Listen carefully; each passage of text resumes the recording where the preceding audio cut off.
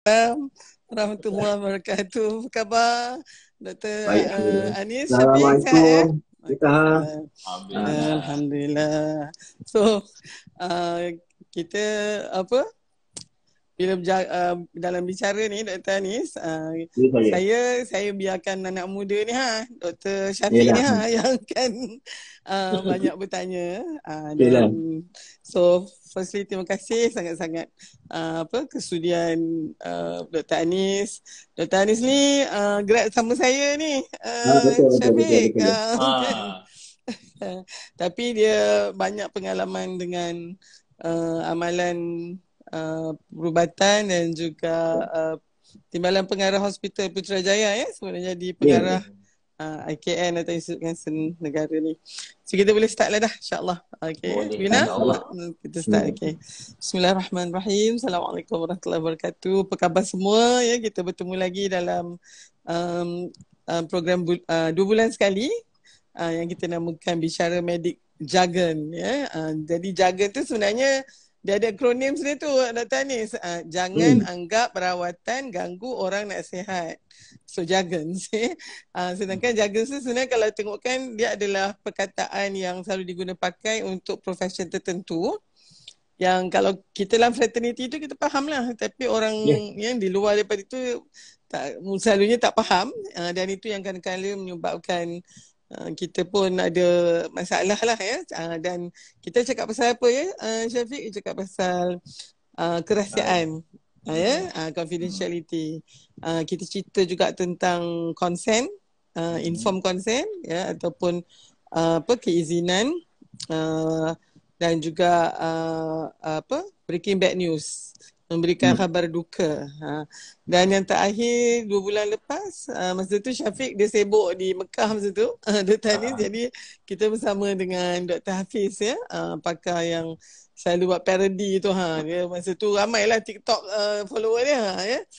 Kita cakap pasal medical negligence ataupun kecuaian perubatan. Yang tu pun banyaklah orang bertanya kan, sebabnya sebenarnya Dr. Anis, kita tak banyak tahu platform macam ni yang nak bincang tentang perubatan tapi dalam bahasa biasa, bahasa Melayu ni. Jadi itu yang kita nak bawakan malam ni. Satu yang selalu berlaku sebagai pakar klinikal dan macam Dr. Anis sebagai pengarah Institut Kanser Negara ni adalah bila pesakit dia minta discharge atas risiko sendiri. Dia panggil AOR, at own risk discharge, ataupun ada juga nama lain dia discharge against medical advice, DAMA, ataupun leave against medical advice. So tapi di Malaysia ni selalu kita panggil AOR. So mungkin malam ni ramai orang mungkin ingat mudah je nak keluar ni kan. Tapi sebenarnya kita yang jadi doktor ni, aduhai cukup susah hati kalau pesakit nak keluar, ubat tak habis lagi kan. Dan yang itu yang selalunya kita kena berikan betul-betul perhatian.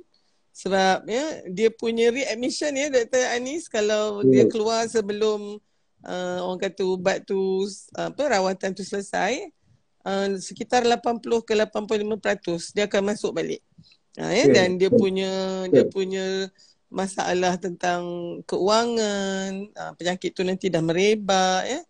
Jadi malam ni kita bincangkan, dan saya rasa orang paling sesuai memang Dr. Anis dengan Institut Kanser Negara ni pula. Kita tahulah bila pesakit kanser ni, bila dia tahu mungkin penyakitnya pada tahap yang tertentu, jadi banyak nasihat ni. Nasihat orang luar ni kan Syafiq, kadang-kadang tu. Betul. Okay, jadi kita mulakan boleh boleh. Masih tahan. Okay, so kita buat santai aja ni, Dr. Anis. So jangan kita raikan soalan-soalan. Kalau ada soalan tolong letak dalam soalan tu, jadi senang kita nak jawab. Sebab kalau letak kat komen saja nanti dia naik tu tak nampak dah kan, Syafiq. Boleh. Sementara tu saya akan tengok juga, dan saya ucapkan terima kasih juga kepada kita punya viewer malam ni, penonton-penonton pada malam ni. Terima kasih meluangkan masa untuk malam ni. Sebenarnya bila saya letak poster tu, sebenarnya ramai sebenarnya yang minat kita punya apa ni slot ni sebenarnya Dr. Har, Dr. Anis. Diorang memang suka sebab yang lepas-lepas pun diorang kita tengok jugalah. So jarang, betul. Jarang kita buat soalan-soalan begini dan juga session-session yang membincangkan tentang pada kita rasa alah tak ada apa-apa pun, tapi mereka ni nak tahu lebih apa benda sebenarnya ni. So jadi pada malam ni okey, saya nak mula pula dengan Dr. Anis dengan soalan kita yang pertama lah. Okey, malam ni siapa nak tanya soalan boleh terus tulis dekat komen ataupun kan ada ruangan untuk soalan, boleh tekan kat situ dan tulis soalan dalam tu. InsyaAllah Syafiq ada ruang, kita akan baca. Mungkin kita dengar dulu, ujung nanti kita akan ambil soalan, InsyaAllah. Okey, soalan pertama lah. Dr. Syafiq boleh cerita sikit tak? Apa dia? Nak cerita sikit lah. Sebenarnya itulah saya sebenarnya sebab Dr. Ha ni saya bersetuju tau. Ni. Saya, salah seorang daripada anak saya ni pun Dr. Ha jugalah dia tengok dulu. Dan juga this is the first time, kali pertama juga saya install Instagram semata-mata untuk sama berbicara. Lepas ni makin kerap dah lepas ni. Dr. Anis, bukan Dr. Anis seorang aja. Semua tetamu saya daripada Dr. Imelda dengan Dr. Prof. Nolaili, itu yang terbaru Prof. Zabidi install Instagram ni sebab kita nak buat ni. Tak ada saya anak alone. Jadi okey, kita boleh start dengan ini, tanya soalan juga kan? Boleh. Silakan. Terima kasih Dr. Anis untuk malam ni kan. So, okey, untuk penonton semua, kita punya tajuk malam ni, kalau bahasa Melayunya discharge dengan resiko sendiri ataupun AOR, add on your own risk kan. So jadi nak tahu juga sebenarnya apa maksud apa maksud sebenarnya discharge dengan resiko sendiri. Untuk orang macam kawan-kawan Syafiq yang kadang yang budak-budak Instagram semua tak tahu, remaja-remaja ni kadang pesakit sendiri pun tak tahu juga apa benda. Dia minta je kan. So apa maksud sebenarnya AOR ataupun discharge dengan resiko sendiri? Silakan. Ya, exactly, banyak sebenarnya maksud ni. Ya, tapi kalau saya nak mudahkan lah ya. Saya rasa ada 4 komponen yang penting lah untuk mendefinisikan apa kata discharge against medical advice ataupun add on risk discharge lah ya. Susahlah berbelit-belit nak sebut dalam bahasa Melayu tu. Jadi saya pakai AOR ataupun DAMA sajalah. Saya minta maaf kan. Bila menggunakan perkataan Inggeris tu ya. So kena tahu satu yang penting adalah pesakit ataupun waris pesakit ataupun penjaga dia yang ingin untuk di-discharge dari hospital tu. Itu satu, kena ada yang tu. Kedua adalah dia nak di-discharge tu atas kemahuan sendiri ataupun kemahuan daripada waris pesakit ataupun penjaga tu. So dia ada, itulah 2 komponen yang kita lihat ya, kita dengar ya. So seterusnya bila dia nak discharge tu, jadi dia bertentangan dengan pandangan ataupun nasihat daripada doktor yang merawat tu. Jadi doktor mungkin kata saya kena rawat, saya dah ada plan lain sebab apa saya risau kalau saya nak tak merawat nanti akan berlaku komplikasi dan sebagainya ya. Dan yang keempat adalah discharge berlaku sebelum pesakit disyorkan untuk di-discharge oleh doktor yang merawat. So ada 4. Jadi kalau dia ada 4 komponen tu, insyaAllah lah itu yang kita maksudkan dengan pesakit yang di-discharge dari hospital atas risiko sendirilah. Kalau kita bercakap tentang AOR ataupun DAMA ni ya, sekarang ni kita ada satu perkeliling KPK yang barulah tahun 2019 ya. So sekarang ni terminologi yang digunakan sekarang ni adalah AOR lah. Ya, discharge atas risiko sendiri. Tetapi saya rasa dan juga form-form yang dibuat ya, borang-borang untuk di-discharge tu semua AOR tu pun atas nama terminologi AOR tu sendiri. Tapi bagi saya, kita sebagai orang biasa, selalunya bila kita dengar, doktor ni dia suruh kita discharge atas risiko kita sendiri je, macam lepas tangan. Jadi saya berharaplah, saya pun selalu beritahu kepada staff saya, kata sentiasa gunakan bahasa yang indah lah bila kita nak berdil dengan orang yang nak discharge ni. Kita gunakan dama lah. Kita masih lagi menasihati, kita cuba sedaya upaya kita ya untuk memberitahu mereka kata janganlah discharge ya. Janganlah, tolonglah. Sebab ini semua sebenarnya setiap orang, panjang pula saya cerita ni. Tak apa, setiap orang ni setiap orang dalam waktu sebenarnya daripada jururawat, daripada doktor yang merawat, dan juga daripada kita kata is the manager of the ward ya, adalah sister ward ya, tersebut mempunyai peranan masing-masing ya untuk memastikan sedaya upaya menasihati pesakit supaya kalau boleh stay on untuk kami berikan rawatan kepada pesakit. Sebab apa, macam tadi Dr. Ha cakap kata, nanti kita discharge nanti 80 hingga 80% dari mereka akan kembali semula dan juga dengan kondisi yang lebih teruk. Dan juga kos ni akan meningkat lah.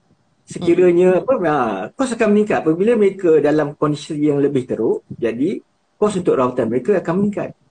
Sebab kita mensubsidi rawatan pesakit ni. Dengan sebab itulah rawatan awal pun amat penting. Kadang kalau saya boleh petik apa yang baru-baru ni yang berhormat KJ cakap, dia kata sekarang ni kita nak merubah daripada kita kepada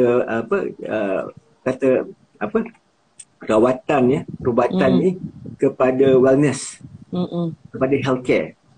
Supaya kita mengurangkan mereka. Kalau kita berharap dalam masa 10 tahun ni dia 10 juta daripada penduduk kita ni telah kita saring, telah kita berikan rawatan awal untuk mencegah mereka daripada masuk ke hospital.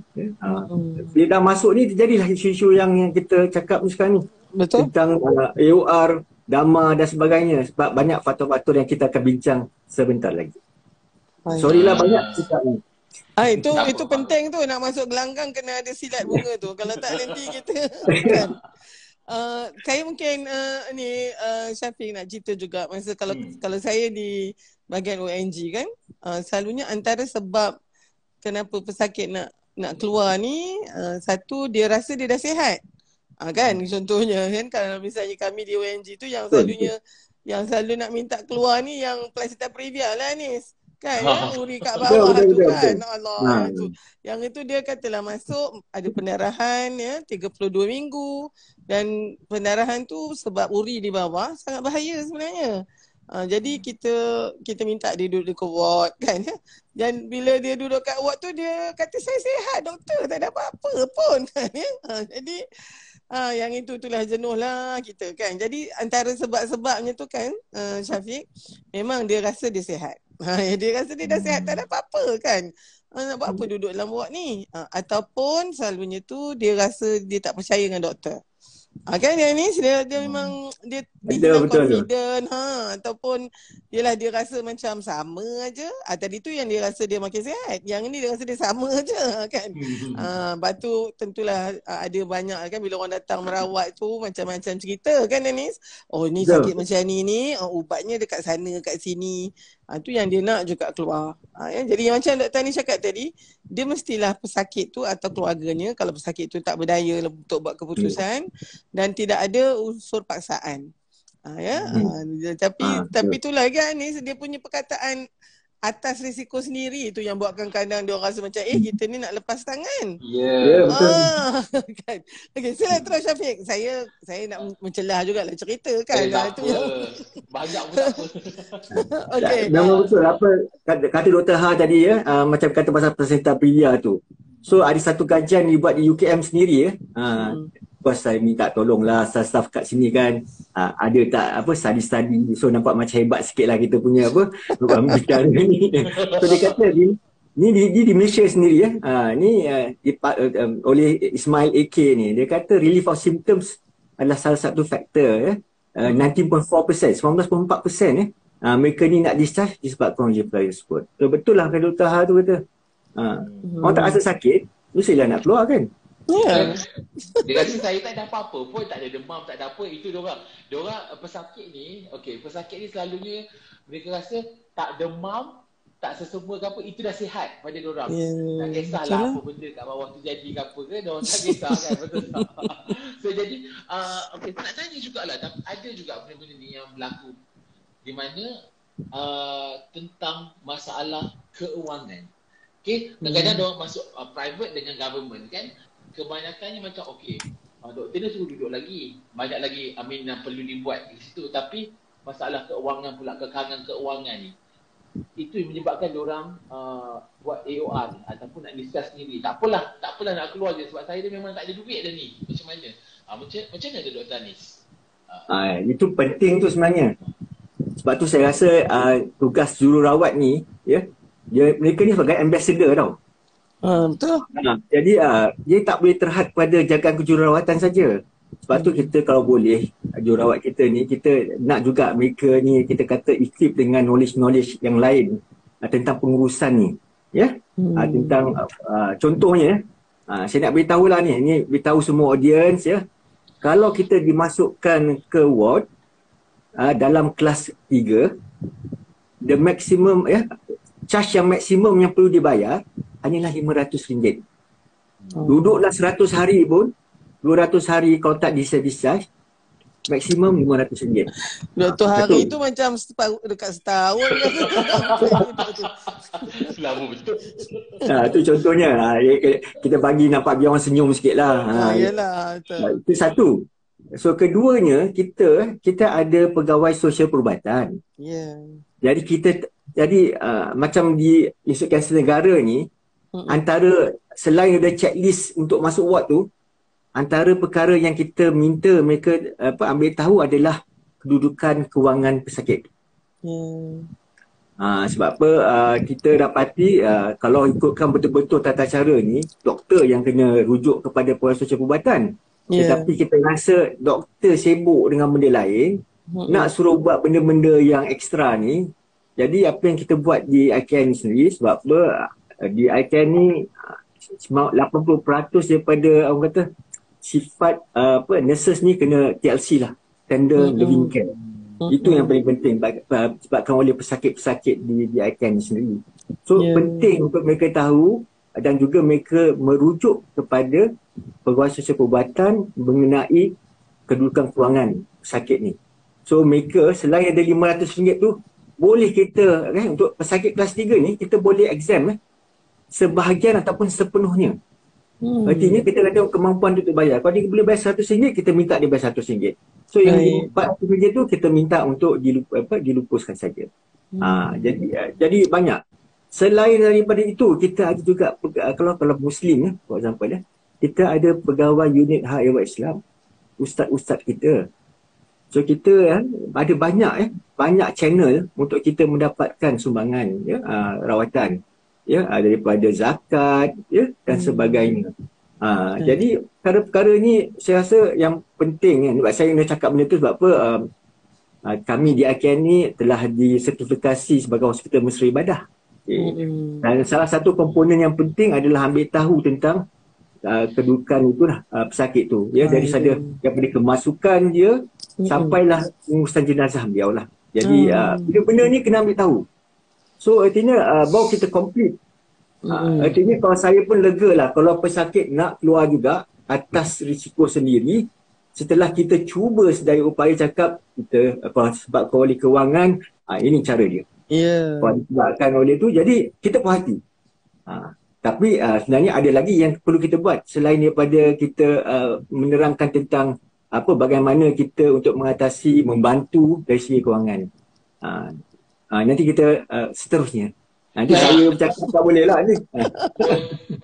Dia nak tambah apa-apa dah? Okay. Dia kan sebenarnya kalau apa-apa pun masalah kan kala tu antara sebab tu saya juga baca paper yang Dr. Anis sebutkan tu, antaranya dia macam adalah masalah keluarga anak dia tak ada orang jaga, macam terutama yang tadilah yang placenta previa apa semua tu kan dia anak dia kecil-kecil, tak ada orang jaga, semua tu dia kena bincangkan dulu dengan doktor. Dan sebenarnya doktor, jururawat, kita kena bantu semampu yang boleh supaya pesakit ni ya bolehlah menjalani rawatan tu sebaik mungkin. Jadi apa-apa masalah macam yang Dr. Anis kata, boleh jadi keuangan, boleh jadi keluarga juga, ya. Jadi kita kena sampai ke situlah, bukanlah maknanya kita kena jaga anak dia, tidak, tapi kita kena syakna lah, ya. Kalau Anis kalau ingat kalau Prof Adib, ya, dia memang menulis, saya tulis surat ni kepada majikan. Sebab ada kadang tu majikan ni dia tak berapa faham kan, jadi dia potong gaji, dia threaten nak buang kerja kan. Jadi kita sendiri yang kena tulis surat. Jadi bila semua tu yang dah buat kan, macam Dr. Anis kata, tapi pesakit masih lagi nak keluar, kita kadang-kala tu rasa kesal, rasa macam risau, tapi yelah kita dah buat yang terbaik macam yang Dr. Anis katakan tu kan. So betul lah. So sebenarnya masalah AOR ni dia hanya tips of the iceberg. Dia kalau dia sampai nak keluarkan tu ya Dr. Anis, dia mesti ada sesuatu kat belakang tu. Ya, betul. So itulah tu yang input saya lah kot. Okay. Betul lah. So jadi maknanya bukanlah maksudnya di sini kalau penonton nak tahu, bukannya maksudnya risau dan risiko sendiri ni doktor tak ada ambil tahu lah, taklah kau nak keluar lah, tak ada apa aku mana nak buat, tak ada. Maksudnya memang dah buat habis baik dah. Kita dah macam mana masalah keuangan, kita bantu lagi kan. Tapi nak keluar juga, itulah atas risiko sendiri. Maksudnya takkan cuba sedaya upaya untuk paling memang maksimum kita buat untuk memudahkan duduk dalam tu macam mana, masalah kewangan apa, masalah kalau kata stres apa, kita ada juga bantuan lain juga, macam-macam bantuan yang kita akan boleh bantu untuk memudahkan dan lebih safer duduk di sana. Bukanlah saya suruh duduk hospital dalam lama. Tak. Syafiq, kalau boleh kita nak di akhir perbincangan kita ni, kita punya pihak umum ya, rakan-rakan kita di luar semua faham bahawa doktor sebenarnya kalau boleh ya, nak pujuk, nak memang nak sangat, jangan keluar dulu. Begitu. Ya. Jadi bukannya tadilah macam yang kita buat tak kisah kan, ataupun kita rasa keluarlah lagi senang, kita tak ya. Jadi oleh sebab tu dia punya bila saja ada pesakit yang nak AOR ni kan Anis, kita memang kalau di dalam unit saya semua dulu, kita kena konsultan yang turun, kena bagi ya, sebab kadang-kadang dia cakap tu dengan houseman ya, atau dengan doktor yang lebih junior, dia kena sampai yang ke atas sekali tu kan. Kalau dah dengar yang atas juga kan, jangan sampai pengarah turun lah. Kalau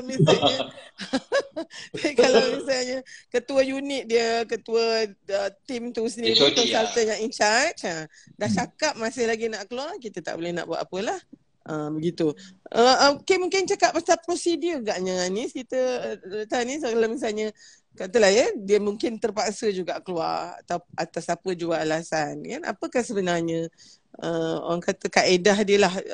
Yang ni kan Dr. Anis yang dengar ni pun ada juga doktor. Saya tahu anak-anak saya ada dengar juga ni. Ya, bayar-bayar Syafiq tu. Jadi mungkin prosedur ni mungkin dari sudut garis panduannya bagi pesakit, dan apa pula yang doktor dan jururawat kena buat bila ada pesakit yang kata minta. Untuk Syafiq ni termasuklah apa yang Syafiq nak tanyakan. Sila. Betul? Silakan tanya. Itulah saya rasa bila kita bercakap tentang AOR ataupun dama ni, kita duk ingat borang tu je, nak semborang je. Nak selamatkan diri kita daripada apa? Medical legal. Daripada medical legal. Tu. Sebenarnya itulah kalau kita lihat sebenarnya dia lebih daripada itu. Sebab seperti saya kata awal tadi, nurses ada peranan dia. Doktor ada peranan dia. Ya. Dan juga pengurus ward ataupun sister ya. Jadi macam anggota jururawat ni, saya baca sikit lah. Dia kena satu memastikan sebab dan alasan direkodkan dalam nota klinikal. Penting tu rekod tu. Kadang-kadang nurse ni tak rekod. Itu satu. Saya memang sangat berharap nurses ni kalau ada lah penonton dari kalangan itu jururawat, sentiasa rekod apa yang mereka perhatikan ya, dan sebagainya. Sebab apa? Mereka ni banyak membantu jika doktor lupa nak rekod. Kalau saya dah biasa dalam penyiasatan dahulu. So kata dalam rekod contohlah saya bagi kalau datang tu patient tu dah ada bed sore ya, kat belakang ni. tiba-tiba saya ada kes dulu bahawa berlaku kes-kes yang menuduh bahawa bed sore tu disebabkan oleh kemasukan di hospital dan rawatan di hospital. Tetapi sebenarnya semasa kemasukan tu dah memang ada bed sore tu. Dan kedua-dua doktor dan nurses lupa untuk meletak itu catatan. Itu penting satu. Keduanya dia kena maklumkan doktor yang bertugas. Nurses kena maklum doktor yang bertugas bahawa ada pesakit yang ingin untuk AOR ataupun dama. Ya. Tapi sekiranya doktor tu tak ada, jadi nurses kena buat dulu. Perkara seperti dia ada checklist dia lah. Apa yang dia perlu buat, ya. Termasuklah dia memastikan untuk untuk ubat dan sebagainya dibekalkan pada pesakit semua. Ya. Dan juga yang paling penting nurses ni dia jaga ni temu janji ni, janji temu ni. Jadi artinya ni dia tengok pesakit yang dimasukkan ke dalam ward, ya. Saya tahu Dr. Syafiq dah bagi beberapa soalan, tapi saya dululah perkara ni. Dari pengalaman saya, ya. Sebab apa macam abang ipar saya masuk, dia patah kaki dia 2-3 tempat lah. Senang cerita. Lepas tu rawatan tu hanya didapati di tempat tentu sebab pakar pada untuk trauma tu hanya di satu hospital tu je. Di 2 hospital. Di utara satu, di tengah satu. Tapi dari segi keselesaan, elok dia datang Hospital Berjaya. Saya pun senang nak tengok dia kat sebelah tu, telefon hai dekat kawan sebelah, kata macam mana abang ipar saya, okey tak okey. Jadi artinya untuk rawatan tu saya dapatkan daripada hospital yang punya kepakaran tu. Tetapi selepas tu saya meminta boleh tak discharge. Jadi bila discharge ni sebenarnya dia ikut pemahaman tau. Saya agak itulah surprise jugalah pemahaman ni. Sebenarnya dalam kes tersebut tak perlu pun AOR discharge. Boleh saja rujuk.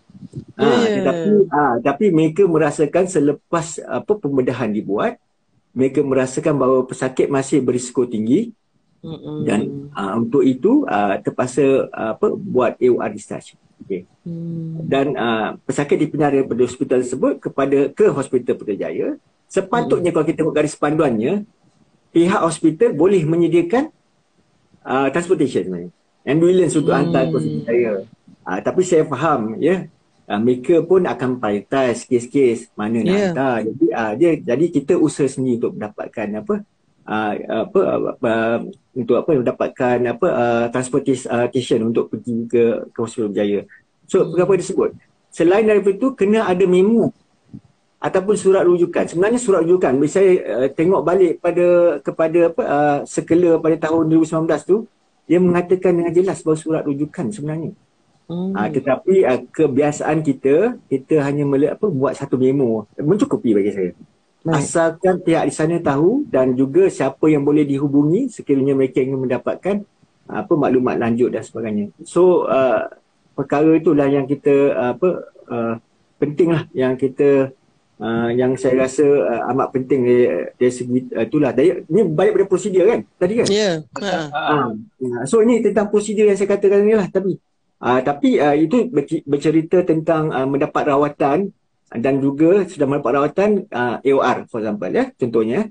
Tetapi ada juga dari segi untuk mendapatkan prosedur bahawa saya bagi contohlah kita ni apabila ia melibatkan kanak-kanak di bawah 18 tahun, so keputusan final decision tu kalau kita rasakan nyawanya terancam contohnya, ya. So sebenarnya kita sebagai pengamal perubatan boleh membuat decision tersebut, ya. Jadi ia boleh mengatasilah sekiranya doktor tak nak keluarga tidak mahu, ya, ibu bapa tidak mahu dan sebagainya. Kalau kita merasakan pesakit perlu mendapatkan rawatan, ya, bahu or by crook lah kita kata.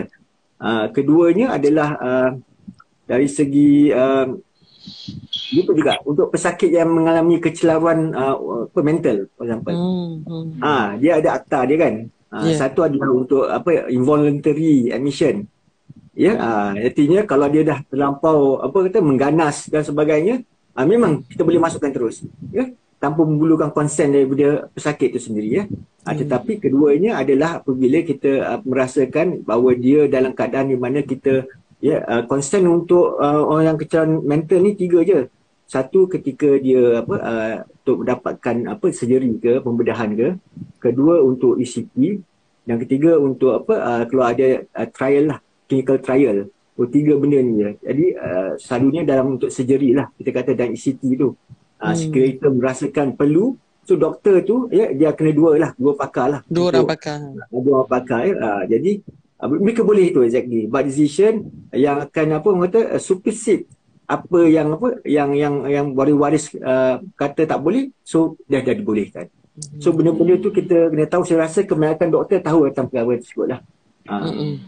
Tapi maksud kalau dia, betul Doktor ni sekejap. Maksud dia kalau katalah ada ibu bapa yang nak bawa anak dia keluar. Yang ni saya rasa yang tu agak sukar. Anak tu masih lagi katalah demam panas ke ataupun sawan dia masih tak berapa terkawal. Jadi bila dengar je kata mungkin nak buat prosedur ataupun nak ambilkan air tulang belakang dia sikit ke, dah susah hati dah. Orang kampung semua kata ini sekarang lumpuh semua, dia nak bawa anak dia keluar. Jadi dalam konteks ini apa sebenarnya, bolehkah kita guna yang macam Dr. Anis kata dua orang pakar atau tiga ke, akan kata tak boleh, kena stay juga. Yang tu mungkin saya dapat persoalan tu di luar, bukan tak ada kat dalam ni, tapi dia minta tanyakan tentang tu. So itu lebih pada akta kanak-kanak lah. So dah akta kanak-kanak tu membenarkan supaya mereka yang berumur bawah 18 tahun, kalau yang mengancam nyawa pesakit tersebut, doktor boleh berkeras untuk tidak membenarkan untuk AOR tu.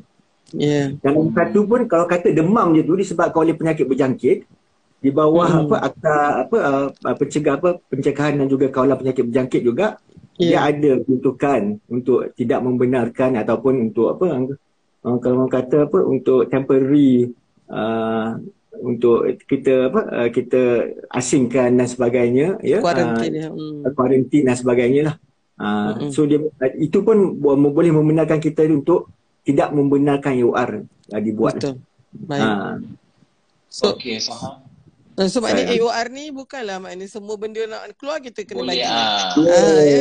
Yang tu penting. Itu yang sebenarnya. Spirit dia tu. Sebab doktor ni kita bukannya, dan itu sebabnya tadi yang Dr. Anis cakap kan, sangat penting untuk cara doktor tu berkomunikasi. Kadang-kadang cara tu pun dah buatkan sejuk hati mak ayah ataupun waris ni. Dia memang tak nak bawa keluar. Tapi kalau katalah dia nak kita keluar, ada orang ingat bila kita nak AOR tu maknanya hospital akan keluarlah situ. Tapi dengar tadi Dr. Anis kata, ubat kita kena supply. Betul. Janji temu kita kena ni kan. Kalau misalnya kami kadang tu kita kena buat house call lagi. Kita telefon dulu. Macam mana dia kan, keadaan dia kalau dia nak terus balik ke rumah. Contohnya kan. Tetapi kalau boleh kita lihat bahawa ini bukannya satu cara kita nak lepas tangan daripada pesakit kita. Itu mesej yang sangat penting. Tambah sekali lagi, MC untuk sepanjang kemasukan ke hospital pun kita keluarkan. Tu wajib dikeluarkan. Tetapi dan dulu kita boleh gunakan budi bicara juga untuk keluarkan MC selepas dia ada AOR. Jadi kalau itulah saya ingat dulu, saya dengar jugalah Prof Ha kan, sebab saya pun tak pernah follow ni. So saya dengar juga tambahan apa yang ditambah oleh Dr. Ha sendiri. Dia kata selain daripada komunikasi tu penting empathy. Betul tak? Betul. So dia kalau ada empathy tu, dia akan fikir ini kalau 3-4 hari pun tak boleh baik ni. Sekurang-kurangnya. So dia akan bagi MC untuk selepas tu kita boleh bicara. Kalau saya kehidupan kita ni jangan nak gaduh-gaduh dengan pesakit lah. Susah. Betul. Saya kalau trik saya Dr. Anis, pesakit dia tak jadi AOR bila saya kata nanti 80%, 85% dia datang balik. Datang balik tu masa tu dengan malunya kan, dengan sakit tu dah lagi teruk kan. Jadi kita pun frust juga sebab kita memanglah kita, tapi ini ikhtiar kita. Tengah-tengah elok-elok kita berikhtiar tu, tengok dia nak keluar. Dan selalunya bila cakap kan, ada 80-85% boleh masuk balik tu selalunya tak jadi. Kan sebabnya kita pandai psycho ni Tuhan ni. Kenalah kan. Sebab Syafiq teringat masa houseman apa semua kan. memang yang tadi Dr. Hani dengan Dr. Hal cakap, bila AOR je, selalunya macam dia nak keluar, lantak dia lah. Even doktor sendiri macam, aku dah cakap tapi nak keluar juga. Macam tu. Jadi ada macam, tak payah bagilah, tak payah bagi ni lah. Ada. So jadi untuk malam ni juga, bukan hanya untuk penonton saja, tapi untuk perawat-perawat juga pun kena faham juga, AOR tu bukan sahaja kita bukan lepas tangan maksudnya. Ada surat rujukannya, orang panggil TCA, to come again. Lepas tu kat mana kata-kata saya ni dah jauh doktor dengan ni, so tak apa, kita cari benda yang berdekatan ataupun hospital berdekatan, klinik berdekatan, kita bagi yang berdekatan. Lepas tu ubat pula, bagi ubat juga macam tadi MC. Tu benda-benda tu memang daripada awal nak keluar pun kita tolong lagi. Bukan kita untuk resiko sendiri kan. Dia kan Dr. Hani, saya dan Syafiq, kalau katalah pesakit katalah datang KL sekejap, tiba-tiba sakit, kemudian kita rawat dia kan, dah stabil, tapi kita rasa belum cukup lagi, belum boleh lagi lah nak keluar, contohnya antibiotik tak habis lagi, ada lagi ni, tapi dia dah kata saya jauh doktor, tak ada siapa nak jaga, so dia kata dia nak balik, dan dekat tempat hospital rumah dia ada hospital kita juga kan, hospital Kementerian Kesihatan juga contohnya. Kita tak jadikan dia AOR, kita jadikan itu rujukan pula kepada tu. Betul. Jadi dia tak perlu AOR. Kita kalau boleh tak nak AOR. Macam tu.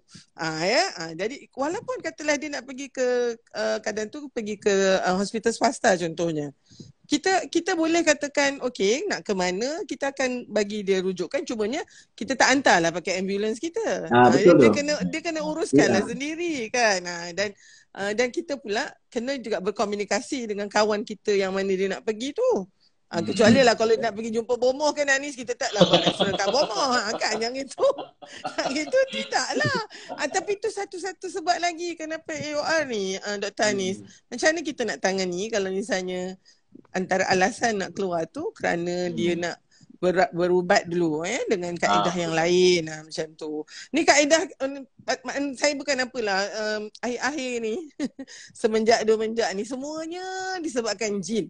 Kalau misalnya darah keluar banyak pun ni, darah keluar banyak, ada fibroid besar ni pun kata dia tengok kan ada jin. Fibroid yang doktor cakap tu rumah jin. Alamak, macam mana pula ni kan. Jadi doktor nak buang ke? Kata bomoh saya jangan. Itu rumah jin. Dah lah. Macam mana tu? Anis macam mana? Tolong. Itulah pentingnya ada ustaz dalam hospital ni. Saya tak tahu orang lain. Kalau saya ni, saya akan kata boleh. Tapi jangan lupa untuk berubat secara western ni. Western tu macam makan steak aja pula ni. Okeylah, elopati bunyi sikit lah. Fahamlah, kita faham maksudnya ubat. Jadi saya benarkan. Tadi kita memang benar. Contohnya saya nak cakap di ICAN ni macam untuk orang Islam kita, memang kadang-kadang sebenarnya orang kata dah merebak ke otak dan menunjukkan simptom-simptom seorang dirasuk. Jadi tetapi untuk kita tak boleh kata, kita pun kalau mereka nak berikhtiar, kita usahakan. Tapi kita kalau boleh kita nak berurusan dengan orang yang kita rasa memang boleh. Contohnya kita ada satu orang ustaz daripada Darul Shifa yang memang kita akan engage from time to time lah. Untuk urusan dengan kes-kes yang mereka rasa mungkin dia duduk ward ni, dia ada nampak apa-apa ke, dia kena rasuk ke dan sebagainya. So kita bagi mereka keyakinan tu. So bila dah datang ustaz tu, ustaz kata tak ada apa-apa, baru kita kata seperti yang kita dah terangkan tadi, besar kemungkinan simptom-simptom yang dihadapi oleh pesakit adalah disebabkan oleh itu sudah sel kanser telah sampai ke otak. Contohnya kita buat. Kita tidak menidakkan mereka. Sebab kita kena faham. Kadang-kadang macam Dr. Haq lah, dia psycho kata you nanti kalau AOR 85% dari mereka akan datang malu dan sebagainya. So kita buat cara macam tu. Sebab apa? Sama juga. Jadi artinya kalau untuk TNCM pun ataupun traditional dan complementary ni, saya alternatif lah medicine lah kita kata. Jadi kalau macam kami pun ada menyediakan untuk kanser ya, herbal dan juga acupuncture contohnya. Dia bukanlah rawatan utama tetapi adalah complementary kepada itu. Contohnya kalau dia berasa nak muntah, kita bagi mereka ada ubat-ubat dan sebagainya. Dan bukan untuk rawatan utama. Saya tidak nafikan jugalah ada yang nak mencuba. Banyak sangat kita kata yalah, Insta ni, sebab tu saya tak nak install Insta ni, malah nak tengok promosi ubat macam-macam ni kata.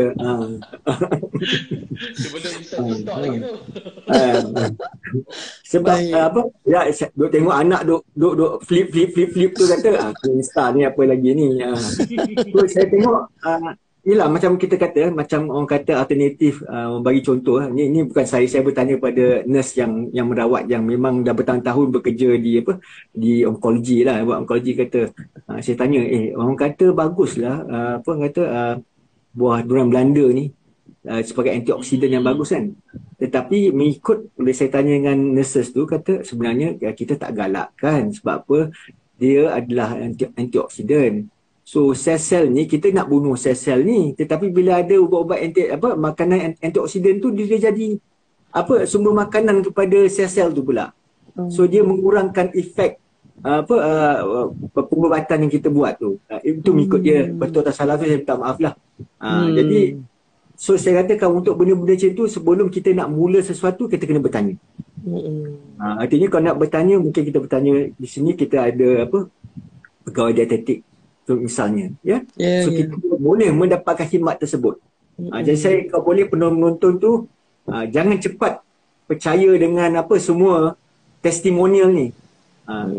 Kita ni, itulah kata, bila kita ni berikan pengubatan, kita banyak evidence based. Jadi dah banyak kajian dibuat dan sebagainya, manakala kebanyakan ubat-ubat alternatif ni mereka menggunakan testimonial. Mungkin juga macam kalau kita acupuncture pun tak ada testimonial, herbal medicine pun tak ada testimonial, tetapi kita kena faham pharmacopoeia untuk rawatan tersebut dah beratus-ratus tahun di negara China. Dan diguna pakai bukan sebagai rawatan utama tetapi sebagai complementary.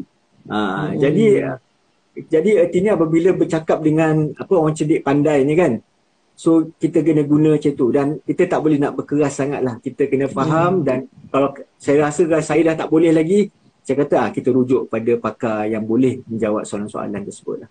Baik. Jadi kalau macam tu lah. Okey, sekarang ni kan kita dah tahu macam mana kriterianya, apa yang perlu, lepas discharge dapat apa. Tapi kadang-kadang kita ada yang keliru juga, ataupun mungkin tak tahu langsung siapa sebenarnya yang layak untuk minta AUR ni. Pesakit tu sendiri ke, ataupun mak ayah dia ke, ataupun macam kanak-kanak ialah mak ayahnya. Kadang-kadang yang datang pakcik dia ataupun mak saudara dia, adakah diorang tu boleh minta AOR untuk anak saudara dia ke macam mana? Boleh tak? Boleh ceritakan ni terangkan macam ni. Ini macam soalan peksa je ni. Apa nak bagi kalau jawab betul? Saya jawab betul ni. Saya rasa tak ada right or wrong lah dari segi ni. Tapi dia pun tak ada mengatakan ni kriteria. Dia bukan something yang scientific ya. Jadi kita ada apa dia punya differential diagnosis apa dan sebagainya. Tapi saya rasa satu, dia ada, seperti saya kata, komponen dia kena ada yang keempat-empat tu. Jadi yang siapa yang boleh tu adalah dia dah kendak pesakit sendiri, ataupun kendak daripada waris ataupun suami atau isteri dan keluarga terdekat lah. Dan juga pesakit di mana apabila pesakit tidak berupaya untuk memberikan persetujuan. Kita ada juga yang mereka yang keluarga ni lebih-lebih pesakit nak sendiri. So kita kena pegang pesakit tu, pegang keluarga tu. So kita kena handle benda tersebut. Okey. Saya mungkin nak tambah sikit Dr. Anis. Kalau macam ni, ini masa untuk kita berkatakan mesyuarat keluarga, family meeting. Family meeting ni sangat penting. Selalunya dia akan dikendalikan oleh pakar perunding lah. Kita ataupun pakar. Kita terutamanya kita nak kena tackle yang paling dominan tu siapa yang paling dominan tu kan. Yang dominan tu selalunya yang doktor. Dan keluarga tu ada seseorang. So kita bergaduh dengan doktor kawan kita juga lah. Tapi sebenarnya terutamanya apabila pesakit, dia kan kebanyakan Dr. Anis bila macam ni, dia jadi serba salah. Dia pun dah jadi bengong dah. Kan yang ni kata macam tu, yang ni kata macam tu. Tapi macam Dr. Anis kata tadi, yang paling penting pesakit tu. Dan tapi kadang-kadang kita nampak ada banyak resistance dan tekanan daripada keluarga dia. Masa ni kita memang kena handle keluarga dia. Sebab kita kena protect patient kita tu. Jadi yang ni pun alah, Anis bila dah jadi bila dah bersara ni Anis, I tengok aduhai, rupanya berat betul masa jadi pakar tu, tak ada sebabnya. Kita kena jumpa dia orang kan. Dan juga mungkin kalau Anis Syafiq, saya nak kena tanya juga ni soalan ni. Sebab dah lagi 12 minit kan kita bersama sembang tu memang lama lah, memang alik. Dia ada satu lagi ni Dr. Anis, di mana pesakit ni hilang aja daripada ward. Yang kita panggil absconded kita panggil. Tapi bahasa Melayu dia apa ya Anis, saya pun tak ingat. Macam cabut lari kot. Cabut lari. Absconded. Yang ini ni yelah betul, kita buat round. Masa kita buat round pagi dia ada. Lepas tu tengah hari tak ada. Sampai ke petang tak ada. Lepas tu telefon kat rumah. Kan dah dekat rumah dah. Naik taksi. Pakai baju itulah. Jadi yang ini ni dia tak, bukannya AOR. Dia AOR yang tadi yang macam Dr. Anis cakap tadi dengan borang-borangnya semua tu. Kadang-kadang juga kan Dr. Anis, kita mungkin daripada pandangan saya juga, kalau misalnya apa aja adanya tidak setujuan pesakit kita dengan rawatan kita ke apa ke, kita kena catatkan. Dan kita kadang-kadang bila dah explain dan dia tak mau, contohnya nak masuk ward. Ni tadi ward dia nak balik. Ini tak nak masuk ward. Yang itu belum ESCON lagi, belum AOR lagi tu. Tapi kita kena tuliskan dekat dalam tu, kita dah nasihatkan untuk akan masukkan ward, tapi dia tak setuju dan dia tak setuju atas tanggungan dia sendiri, maknanya atas risiko di sini. Yang tu dia akan tulis terus di dalam file tu. Yang ni memang kadang-kadang kita jadi serba salah juga. Kita rasa patient tekanan darah naik semua, mengandung 38 minggu, kalau suruh balik ni tak sawan kat rumah ni, tapi nak juga balik. So yang tu pun kita kena, maknanya yang ni pesakit yang belum masuk, kita tak namakan dia AOR, tapi dia macam against medical advice. Maknanya yang itulah kan. Tapi yang abscond ni dia memang cabut memang ikut suka dia lah. Dia kan dia pergi je, tak ada. Yang tu macam mana Dr. Anis kalau nak handle tu, contohnya yang absconded ni, cabut lari ni? Dari pengalaman lah masa di Hospital Putrajaya, so far saya rasa pesakit kanser ni tak larat untuk abscond. So mereka tak ada abscond. Tapi di Hospital Putrajaya saya dahulu, memang kalau ada yang abscond tu, atas apa sebab pun, selalunya ialah especially kalau warga asing lah. Sebab apa, charge warga asing ni memang kata amat tinggi. Jadi untuk mendapat rawatan selepas distabilkan tu, kadang-kadang mereka mampu untuk abscond lah. So ataupun juga yang lain-lain lah, atau apa-apa sebab pun. So selalu kita akan buat laporan polis. Kita kena cover diri kita. Betul. Dan polis yang pergi cari kan Dr. Anis? Polis tu bukan dia akan cari lah, tapi selalunya polis pun tak boleh memaksa orang tu datang. Tapi lebih pada kita untuk cover diri kita daripada dikenakan apa-apa charge dan sebagainya lah. Saya dulu patient saya, kalau masa saya houseman dulu, yang tu tahun 90-an, awal 90-an ya Anis. Masa tu dekat HKL tu, yang abscond ni selalunya yang drug addict, yang yang inject dia punya heroin kan, IVDU intravenous drug user. So kita nak carikan drip tu punyalah susah kan, tak merata-rata kita cari. Bila dah dapat tu Syafiq, dia perginya cawkek tu, dia cocok kat situ tu. Ya Allah, tak tahulah kita pun yang sakit macam ni memang kadang-kadang kita tak tahu lah. Dan masa saya tu dah ada HIV AIDS, kita pun dah kena check juga macam-macam dah ya. Jadi pesakit ni memang banyak kerenahnya. Tetapi kita nak jelaskan bahawa kalau lari atau keluar macam tu dia bukannya AOR. Dia memang dikira apa cabut lari saja, dan kita memang kena buat laporan polis. Tiba-tiba je mati tengah jalan kan, kita tengok pakai baju hospital kita tu. Jadinya itu yang kita kena ada laporan tu. Dan masa zaman saya dulu agaknya tak banyak sangat kes agaknya kan ni. Saya ingat pesakit saya Plaza Privia lah, lari balik. Kan dia kemas je katil dia tu kan. Kita kata kenapa kemas benar ni, rupanya dia dah lari. Patient sebelah-sebelah lah kata, doktor dia dah balik, doktor balik. Kita tengok beg semua dah tak ada. Telefon ada kat rumah. Lepas tu masa tu polis yang jemput dia. Kata puan kena datang balik hospital. Polis yang bukanlah nak tangkap dia kan, tapi sebab tu. Tapi tu bukan AOR sebenarnya. Seronok juga cerita pasal kerenah patient ni kan ini. Macam-macam. Karena nampak ni daripada Syafiq Syahrudin ni, saya pernah absconded hospital berantu katanya. Dia mengaku ni. Okey, yang ni kalau nak cerita hospital berantu ni lagi seronok ni, tak habis kita satu malam kan. Tapi agaknya sikit lah ni bab hospital berantu ni. Arwah bapak saya dulu pesan, dia kata tempat hospital ni tempat orang sakit kan, dia banyak negative energy lah agaknya kalau kita kata energy kan. Jadi tempatnya tu tempat jin kafir dia kata, bukannya jin Islam yang banyak. Jadi itu yang kadang-kadang agaknya masa kita lemah-lemah tu banyaklah ini kan. Kalau pengalaman kami yang kerja ni especially hospital UKM tu kan, ni dia macam highway, sebab tu Gamuda yang buat kan. Jadi dia punya koridor, ya Allah, dia satu hujung ke satu hujung tu kan. Dan saya kadang malam kena buat round ya. Ganti kan jumpalah guard. Doktor boleh tak apa-apa kan doktor? Tak apa, alhamdulillah kan. Tapi memang yang itu tu kalau abscond sebab tu dia memang mungkinlah kan kita bolehlah terima juga. Cumanya the fact that dia boleh abscond tu maknanya dia dah sihat lah juga kan sebenarnya ni. Boleh lari. Aduh. Okay. Memang kau cerita berantu ni memang banyak lah. Saya memang ada experience dengan arwah ayah saya dengan ibu saya pun ada. Tak perlu nyatakan hospital mana lah. Tapi saya betul lah, hospital yang koridor besar-besar ni memang dia grown sikit lah. Dia saya mungkin nak share apa yang betul bapak saya almarhum ni.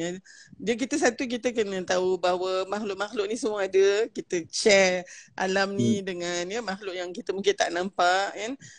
Tapi kita kata kita ada kerja nak kena buat ni Jadi tolonglah jangan kacau. Betul ya. Kadang dalam lift tu kita pun terasa macam tak seorang ni rasanya kan. Tapi kita kata jangan kacau lah insya-Allah kan, sebab kita pun nak buat kerja kita sendiri begitulah. Jadi itu masuk cerita hantu pula dah kan. Tapi itulah. Syafiq ada orang nak bertanya tak? Dr. Han nampak ni ada satu. Yang mana yang Shan Syahirani dia cuma katalah dia masuk lambat dia kata. Dia nak definasi, tapi ada tak beza AOR discharge dengan AOR leave dengan dama kan? Mungkin Dr. Anis just maklumkan sikit je. Shan Syahirani dia masuk lambat sikit, dia nak tanya yang tu. So basically saya nak ulang balik lah ya. Tadi saya kata ada 4 perkara komponen ya bila kita kata tentang AOR ni. Jadi satu adalah pesakit atau waris ataupun penjaga ataupun yang ingin nak discharge dari hospital tu, dan atas kemahuan sendiri yang keduanya, dan juga bertentangan dengan pandangan ataupun nasihat dari doktor tu sendirilah. Dan juga dia discharge tu sebelum pesakit disyorkan untuk discharge. Artinya belum nak discharge lagi, dia dah minta untuk discharge. So lebih kurang itulah. Apabila kita cakap tentang AOR leave ni, kita tak bagi AOR leave ni. Kita bagi orang fit untuk leave ni, contohnya kata dia ada kemoterapi. Kemoterapi saya bagi contoh ya. Kami kata dari segi logistik dia ada masalah penempatan untuk mendapatkan rawatan untuk 2 minggu katanya. Dan kita tidak ada rawatan pada hari minggu pada hujung minggu lah. Katanya Sabtu Ahad. So kata doktor boleh tak untuk bagi leave tu. Mungkin kita boleh consider, tetapi sekarang ni lebih kepada kita discharge. Kita tak itu. Sebab apa, kita katil tu kadang-kadang kita tak nak reserve untuk dia. Ya. Bila kita bagi leave ni, dia akan balik, dia nak tempat tu juga. Ya. Jadi artinya sekarang ni kita tak berani. Kadang-kadang hari Minggu tu lah paling ramai orang. Betul. Kalau itu yang paling scary sekali. Masa tu lah makan masa tu lah kita bedal makan macam-macam makanan dan sebagainya, dan akhirnya malam tu sakit. Pergi ke hospital, akibatnya berjam-jam lah tunggu dia di kecemasan untuk masuk. Dan menyebabkan kita AOR. Sebab atau abscon tadi. Atau abscon pun abscon boleh juga. Sebab tu kita tak galakkan AOR leave lah sekarang ni. Kita akan bagi discharge terus. Sebab apa? Kita perlukan katil tersebut untuk mana-mana pesakit lah. Sekarang ni booking katil tak berlaku. Mungkin di swasta mereka boleh book katil tu. Tapi di hospital kita punya, kita kata BOR kita ni kadang-kadang mencapai 70 hingga 80% ya. Jadi kita tak boleh nak kata tu. Dan kita ada ward khas. Tak boleh masuk ward, takkan nak masuk ward surgical lelaki ke dalam ONG ward. Tak boleh. Contohnya, jadi dengan sebab tu 80 tu dah kira ramai tu. Betul. Dia kira ramai tu, 80% tu. Jadi dengan sebab itu kita tak, memang sekarang ni saya tengok memang kita tak buat, kita discharge terus. Baik. Yang Dhamma tadi, Dhamma tu sebenarnya nama lain bagi sama lain lah. Yang saya rasa yang saya lebih suka lah. Gunakan saya prefer lagi. Betul. Dia nampak lebih macam yang tadi AOR research tadi, yang macam Dr. Anis kata, kadang-kadang disalah takrifkan, salah anggap seolah-olah doktor tak nak bertanggungjawab. Tapi Dhamma tu dia lebih macam ada di situ nasihat perubatan, tapi pesakit mungkin tak setuju. Jadi dekat situlah kita kata discharge against medical advice kan. Lepas tu kalau misalnya Dr. Hara mungkin nak ingatkan juga kan, bahawa sebenarnya kalau boleh kita doktor ni tak adalah nak pesakit keluar sebelum ubat tu selesai. Jadi kalau boleh kita tak nak pesakit kita discharge, dan siapa yang ditakdirkan masuk ward untuk apa-apa je pun mungkin kena bagi sepenuh kerjasama. Melainkan yalah kata kalau ada juga alasan ni AOR ni kerana adanya mungkin tingkah laku ataupun layanan yang buruk pula Dr. Anis. Kan yang itu kita belum sentuh lagi yang tu. Tapi memang kenalah juga. Jadi bagaimana yang tu Dr. Anis? Dia maknanya dia dia nak duduk hospital tu, tapi katalah mungkinnya yang menjadi perawat dia tu yang dia sampai tak tahan sangat, nak keluar juga. Jadi apa tu agaknya Dr. Anis, macam ni tindakan? Sebenarnya saya nak share satu slide ni, satu poster ni tentang hak pesakit dan waris ni. Okey, mungkin boleh bacakan dulu. Kita sebagai audiens ni, kita sangat penting untuk tahu apa hak-hak kita. Di mana kita sebagai pesakit atau waris, kita berhak untuk antaranya mendapat akses kepada perkhidmatan penjagaan kesihatan dan pilihan rawatan yang ada. Sebab apa saya cakap itu pilihan rawatan yang ada? Sebab apa? Kita boleh memilih untuk dirawat atau tidak. Apabila kita tak nak pilih dirawat, sebab tu kita boleh minta untuk AOR contohnya ya. Keduanya berasa selamat. Tadi orang kata ada hantu contohnya. Dia tak rasa selamat. Dia dirawat dalam persekitaran yang selamat, dia rasa tak selamat contohnya ya. Dan juga mendapat perkhidmatan penjagaan kesihatan yang selamat dan berkualiti tinggi. Saya teringatlah apa yang Prof. Zabidi tu ya. Saya rasa AOR ni dia terbalik daripada daripada yang medical negligence ni. Sebab apa? AOR ni doktor pun sungguh-sungguh nak terangkan apa semua, nak pastikan pesakit mendapat rawatan yang optimum. Tetapi medical negligence sebaliknya, di mana kita slip shot yang ada tu. Saya ingat perkataan slip shot tu, kata terlupa ni, terlupa tu, menyebabkan berlakunya tu medical negligence ya. Ataupun kita selalu kita jangan guna, kita kata suboptimal care. Lembut sikit lah. Lembut sikit perkataan tu kata. Suboptimal care. Okay. Dan seterusnya dihormati. Ini yang kata ni. Kita sebagai pesakit dah lah sakit, dah panggil nama dengan nama yang tak betul contohnya, ya. Dilayan dengan penuh hormat dan prihatin. So ini adalah komponen perkara yang menyebabkan seseorang tu nak AOR. Dia bagi hospital tu hostile sangat environment dia. Nurse-nurse kasar-kasar. You duduk kat sana je. Contohnya kan, cakap benda-benda kasar. So kita dah sakit. Lainan kasar. Doktor tak datang-datang lagi. Dah staff semua daripada PPK sampai ke nurses semua tak hormat pada kita. Dia tak tahu ada datuk sebenarnya. Dia datang, dia ada datuk. Ni bukan datuk ada cucu, ni datuk yang itu yang dapat anugerah ni. Anugerah. So benda-benda macam ni kita kadang nak pelihara maruah diri kita tu dengan benda tu, jadi kita pun boleh sebabkan kita AOR. Selain tu kita nak mendapatkan maklumat, ya. So maklumat tentang status perkhidmatan kesihatan, dan juga saya nak sentuh lah kan, ada soalan tentang kos semasa program BD tu dia cakap kan. So sebenarnya kalau kita tengok dalam salah peruntukan di dalam Private Healthcare Facilities and Services Act, saya dulu memang one of the implementers, ya. Memang doktor sebelum memulakan rawatan tu kena bagi estimated cost. Yang dianggarkan, yang routinely, yang biasanya dikenakan charge. Tu memang kena. Sebab saya memang mendapat aduan di mana kan tiba-tiba dia dah buat, boom. Ni dia kena. Beratus-ratus contohnya. Lepas tu kena cakap juga, ini rawatan ni kena dapat berkala, artinya kena datang 2-3 kali, bukan one off contohnya. So dia dapat, dia kata kalau macam tu saya nak dapat rawatan di hospital kerajaan lah contohnya. Jadi dia kena. Lagi satu yang saya tengok, saya nak tekankan ni sebab apa, especially apabila ke emergency department Hospital Putrajaya. Ni satu-satunya hospital yang charge yang dikenakan adalah kelas 1. Sebab kita ingat ni, kita ni hospital kerajaan semua ada kelas 3, kelas 2, masih mampu kelas 3 ni. Macam saya kata tadi maksimum 500 admission. Tiba-tiba pergi Hospital Putrajaya kena dah lah baru-baru ni naik 50% sebab 2 tahun yang lepas. Daripada harga tu katalah 3,000 untuk harga operation, sekarang dah jadi campur dari 50% dah jadi 4,500. Siapa nak bayar tu? Ni out of pocket ni. Yang tak ada EJL lah, ya. Jadi itu yang benda yang kita kena tu. Dengan sebab tu saya kata macam apa yang Dr. Ha cakap tadi, kata kalau kita kena tahu benda-benda macam ni. Kita kena ambil pot lah, kita kata. Senang bahasa orang sekarang, kita ambil pot, ambil peduli benda-benda ni. Sebab apa? Bila kita bila ada empathy tu, kita ambil tahu perkara-perkara tersebut.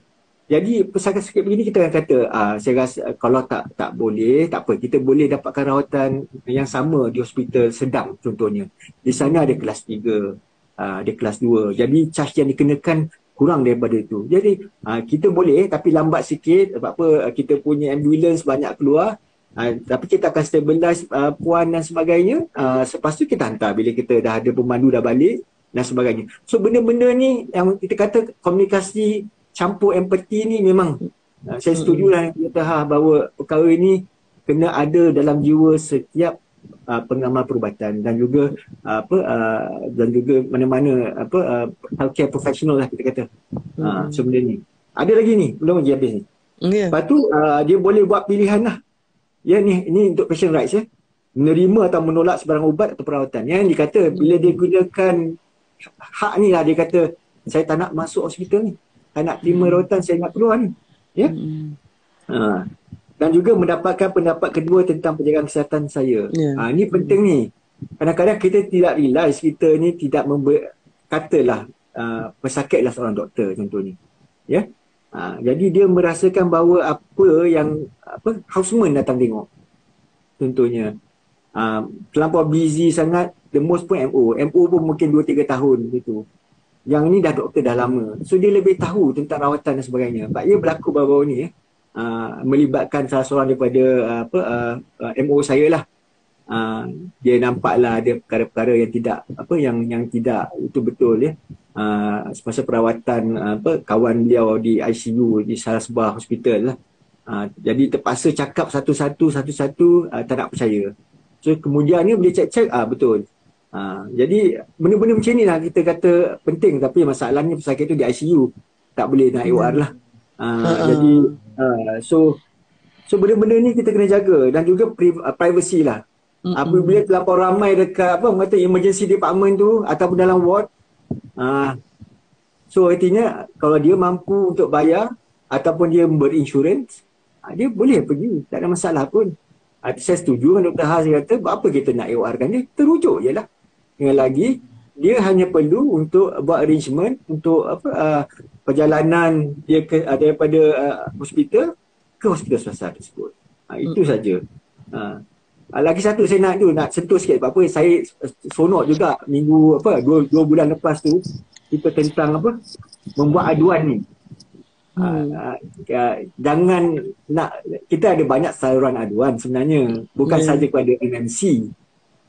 Jadi bila Prof. Zabidi tu cakap sikit hantar ke MMC, jangan. Sebenarnya paling mudah adalah kita satu adalah kalau dekat sistem kerajaan ni kita ada SISPA online. SISPA. So SISPA ni dia boleh terima, nanti dia akan channelkan, salurkan kepada siapa yang sepatutnya menjawab. Itu satu. Keduanya, kalau kita adalah pesakit di hospital, fasiliti tersebut, kita terus buat satu aduan terus kepada itu. Jadi semua, jadi sebab apa? Memang setiap hospital perlu ada jawatankuasa aduan sendiri. Betul. Komiti untuk aduan. Dan aduan tu dah memang dah ada tata caranya. Within 14 weeks kena selesaikan untuk aduan yang mudah lah.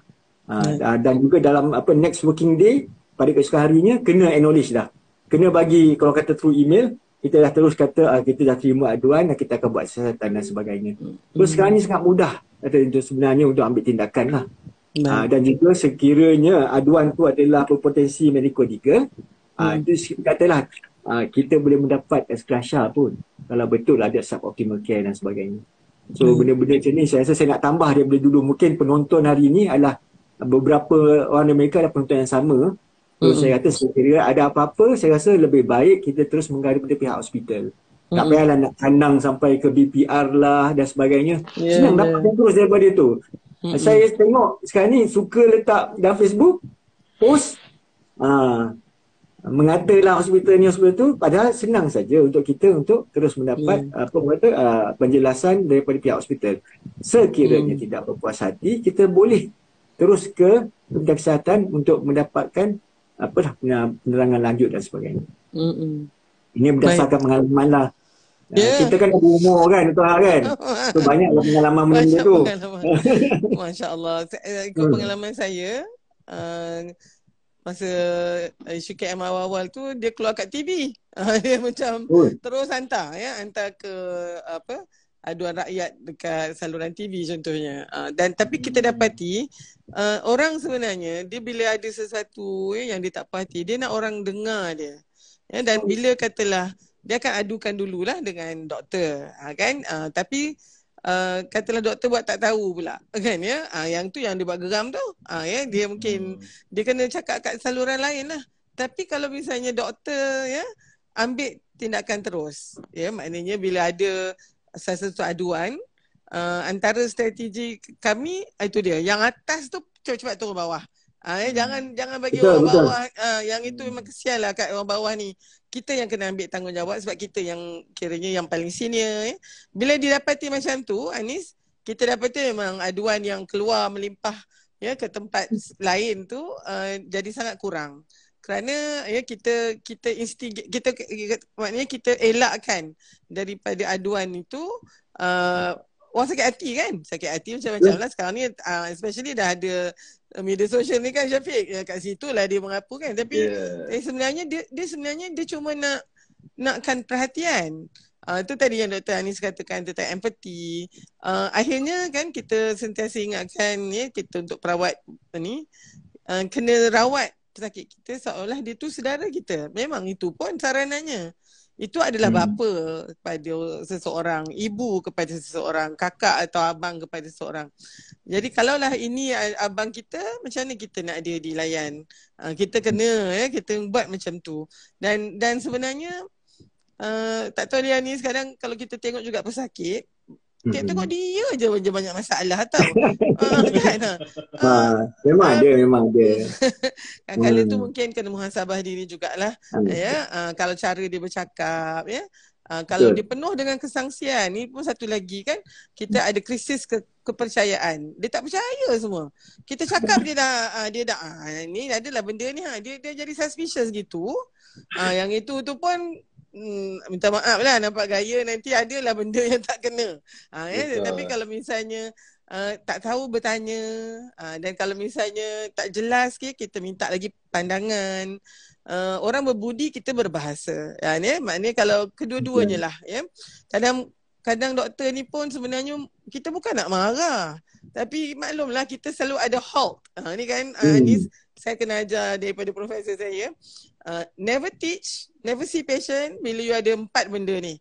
Dia punya akronim dia HALT, halt, berhenti.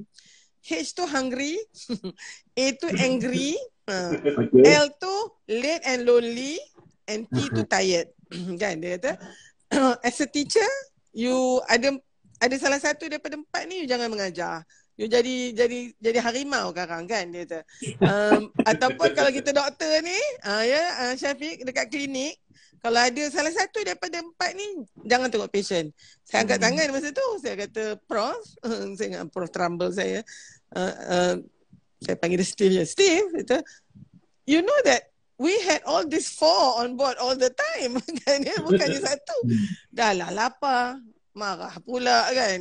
Bukan marah macam mana. Kita kadang-kadang kita rasa macam, bukan marah kat patient, marah diri sendiri kan ya. Dan sentiasa lambat kan Syafiq. Ada je yang menunggu kan. Ada je lah yang tengah tunggu kan. 2-3 orang tengah tunggu. And lonely. We feel lonely sebab walaupun kita deal dengan manusia, kita rasa disconnected. Sebab kita burn out. Kan Anis, nanti kita cakap juga tentang doktor burn out juga rasanya. Kita kena bincang juga. Sebab doktor dan nurses ni sangat senang burn out. Burnout ni adalah apabila stres tu dia berlaku pada tempoh masa yang lama dan tak nampak ada kesudahan dia. You burn out. Dan yang T tu tired lah. Tired tu memang sentiasa kronik tired lah kan. Tak cukup makan, tak cukup tidur. Jadi tapi bila ada seorang pesakit kan, dia pandang kita kan, dia kata terima kasih doktor. Oh sejuk. Sejuk hati. Dia rasa masya-Allah kan ya. Terima kasih doktor. Masya-Allah. Jadi houseman saya ingat lagi masa tu ni, saya memanglah patient dekat HKL masa tu kan, sampai ke canvas tu Jadi saya memang tak cukup tidur tu, saya tengah ambil history ni, saya tertidur tau. Lepas tu dengan pakcik tu cakap, doktor, dia kata, betul saya terjagalah. Doktor tidur dulu doktor, pakcik sihat ni, pakcik boleh lagi ni. Doktor tidur dulu, dia kata. Sebab saya memang tiba-tiba kat ni tanya-tanya tu terdiam kan. Sebab kita memang doze off kan ya. Jadi dia sebenarnya balik kepada hubungan antara manusia.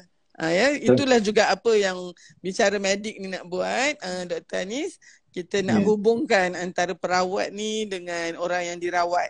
Kita tak mau lagi dah ada rasa sangsi, rasa macam curiga. Doktor pun sekarang curiga dengan patient kan. Kita pun betul. Mana satu ni yang nak suruh aku ni, jadi defensif pula. Jadi I don't think we should work this way lah. Kita hulurkan tangan, silaturahmi kita dan ukhuwah kita.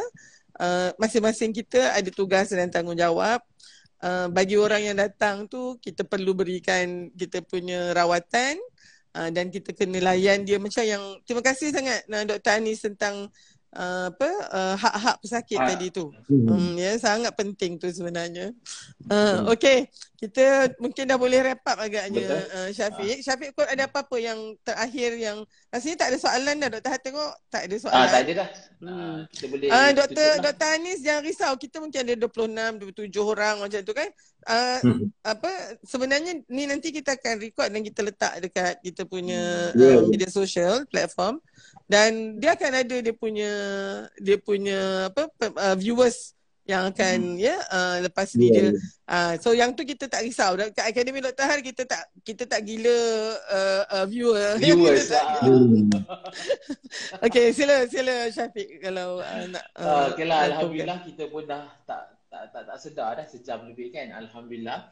So terima kasih kepada semua penonton, dan sebelum kita akhir ni sekali lagi Syafiq nak jemput juga Dr. Anis untuk kita kata apa, kata-kata akhir lah. Mesti ada penggulungan dia tu. Penggulungan. Bukan senang nak dapat Dr. Anis ni kan, Dr. Ha kan. Alhamdulillah. Dan saya juga nak sampaikan salam juga kepada Dr. Anis. Ada mungkin Amin yang bekerja dengan Dr. Anis juga, nama dia Dr. Hazwani. Dia kata itu saya punya pengarah tu. Saya kata bos tu, dia kata. Dia salam pada dia kata. Okay lah, saya pun sampaikanlah. Okey. Juga. So silakan Dr. Anis. Itulah, terima kasih tu Syafiq ya. Saya pun terima kasih Dr. Ha kerana menjemput saya. Macam saya kata tadi, saya kalau Dr. Ha ni saya memang saya akan bukan nak itu seru je, tidak, tapi saya rasa oblige lah. Itu terima kasih. Jadi saya pun perlu untuk share saya punya knowledge ni dengan orang selain daripada masyarakat di IKN ni sendiri ya. Jadi saya rasa saya mungkin ialah yang pertama kali walaupun kami mengadakan banyak CME dan juga sembang-sembang santai dan sebagainya, saya hardly terlibat sebenarnya. Jadi penonton je. Ni kali pertama lah saya rasa setelah beberapa tahun ni saya menjadi itu. Jadi saya terima kasih. Dan bagi saya courage dan juga kerja untuk saya buat.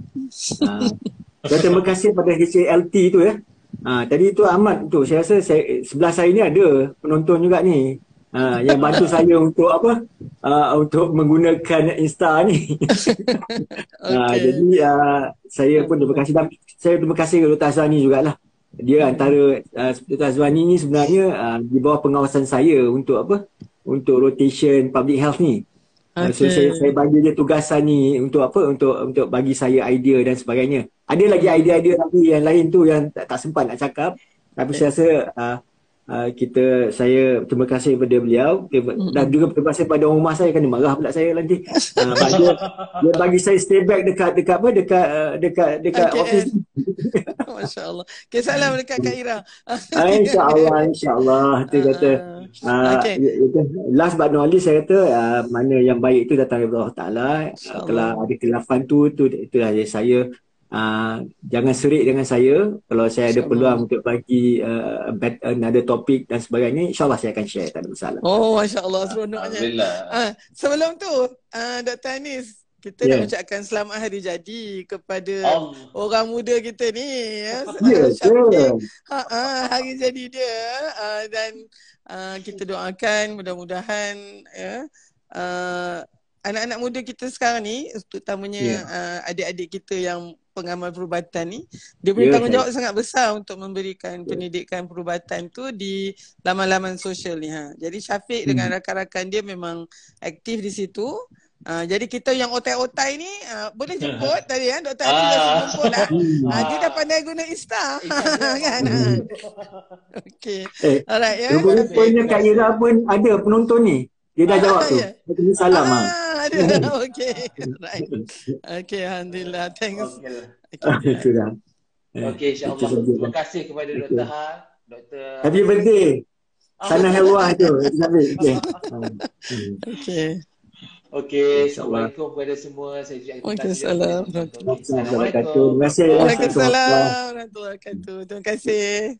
Okey. Saya minta diri dulu. Okay, bye. Okay, bye. Alhamdulillah.